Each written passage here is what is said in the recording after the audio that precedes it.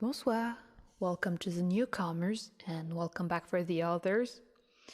Today, chapter 25 of The Siege of Mackendall, book 6, written by John Flanagan.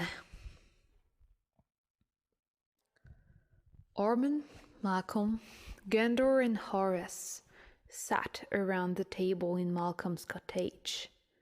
Will was on his feet, pacing back and forth in the small room as he explained his idea. Horace has told us that we need around 100 men to attack the castle, a force 3 times the size of the defenders. The other nodded. It was logical. The idea is we could get into the castle with 30 men if we had another 90 to draw the defenders away from our real attack point.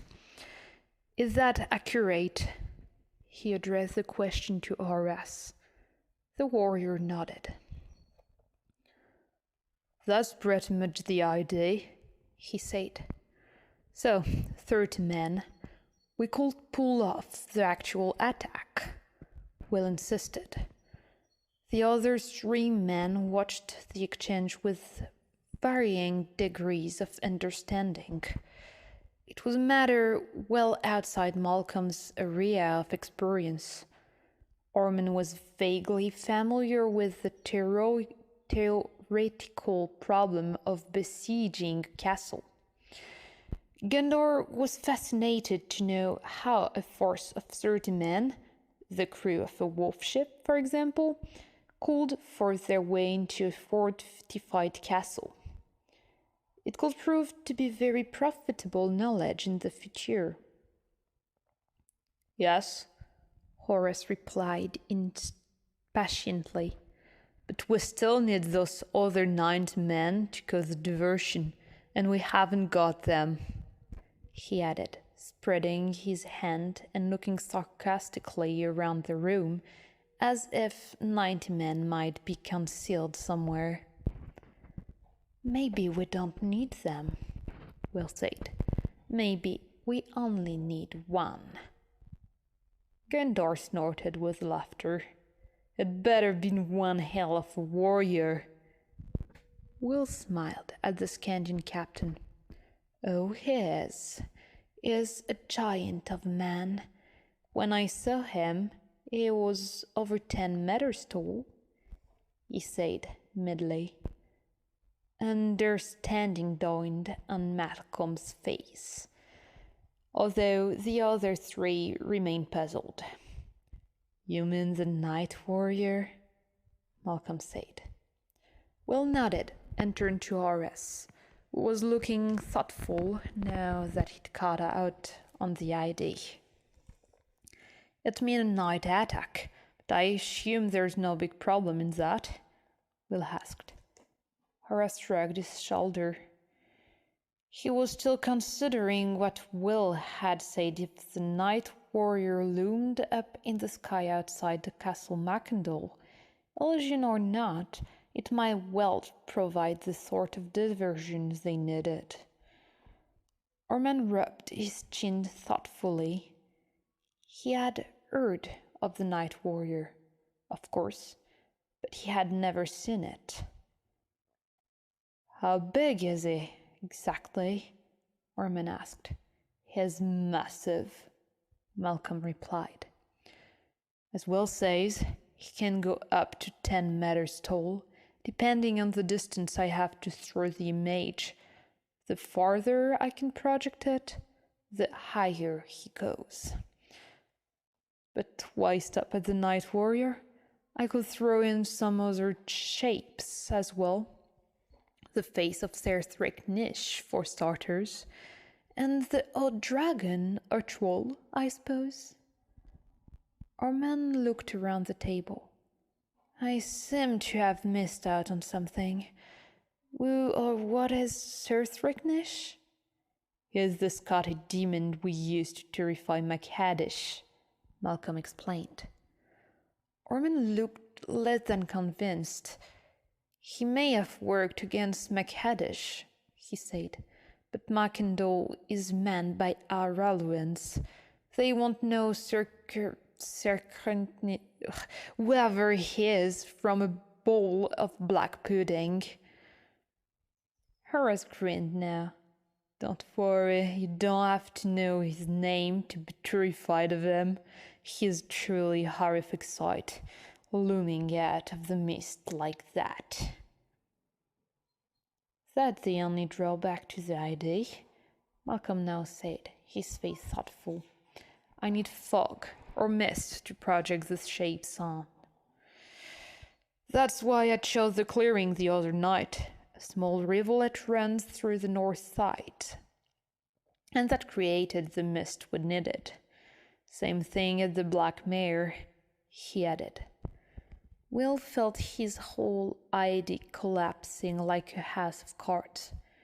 He'd been so wrapped up in that he hadn't faced or seen the basic flow. No mist, no projected image, no diversion. Malcolm saw the disappointment on his face and smiled encouragingly. It's not a big problem, he said. We just have to place some perforated tubbings through the point where we want the mist. Then we pump the water through the tubes along with a chemical or two to help the process along, and the mist will rise out of the perforations as long as the weather is cold enough. Will's spirit soared. His idea was back on track. How quickly could we put the tubing in place? He asked. Malcolm pursed his lips thoughtfully. Maybe 2 nights, he said, eventually. We'll have to work after moonset, and we can't have too many people involved or we'll be spotted. Last thing we want is your friend Buttle sending a party out to investigate what we've been up to. Gundar rolled softly at the mention of Buttle's name. Will glanced sidelong at him. The huge Scandian reminded him of a big bear. Big, powerful, and seemingly clumsy, but in actual fact fast and deadly. Then he thought, smiling, that a lot of Scandians could be described that way. They were a very bear-like race. He thought he wouldn't want to get in Gundar's way when the time came to go up the scaling ladders. As that thought struck him, he realized that he was another item they'd have to take care of. We'll need ladders, he said. Can we get your people to work making them? He addressed the remark to Malcolm, who nodded. Then he turned to Gundar. Your men too, Gundar, he requested. I get them on it first thing tomorrow, the Scandian said. How many do we need? Horace and Will exchanged a glance. You had some idea about using only one? Horace reminded him. But Will shook his head. I'm still working on that. We'd better have backups. How many would you say? The young knight chewed a fingernail as he thought about it. The more the better, he knew. The more ladder there were, the quicker his men could be up on the rampart and into the attack. But there were limitations. We'll have to manhandle them through the tangle of forest on the west side, he said. That'd take a lot of time and effort. I'd say the most we could handle would be 4. That makes about 7 men to a ladder. Will looked to Malcolm and Gundar, who both nodded agreement. 4 it is, then, Will said. I doubt we'll have time to make more anyway, and, as you say, it'd be a nightmare getting a 5-meter ladder through that forest. He addressed Malcolm again. You know, it also occurred to me that we might be able to use something like that illuminated face that you had sailing across the clearing the other night. He phrased it as a question, but Malcolm was already shaking his head. We needed overhead wires in Kabul for that. We can hardly rig that sort of thing on the open ground outside Mackendall without being seen. And if you are seen, the garrison will know it's all some kind of trick, Orman put in. Then your whole plan collapses. Will nodded, acknowledging the point. I can see that, he said, but I thought there might be some way to throw them high in the air. Then have them explode the way that one did the other night. That was quite spectacular, believe me. Let me think on it, Malcolm said. I can probably put together some kind of simple catapult to throw them. We could sight that in the woods. After all, there's no reason why we couldn't do that from a concealed position. Exactly, Will said, his enthusiasm growing by the second. The more diversion we have, the better, and flying, glowing, exploding heads would make a great diversion.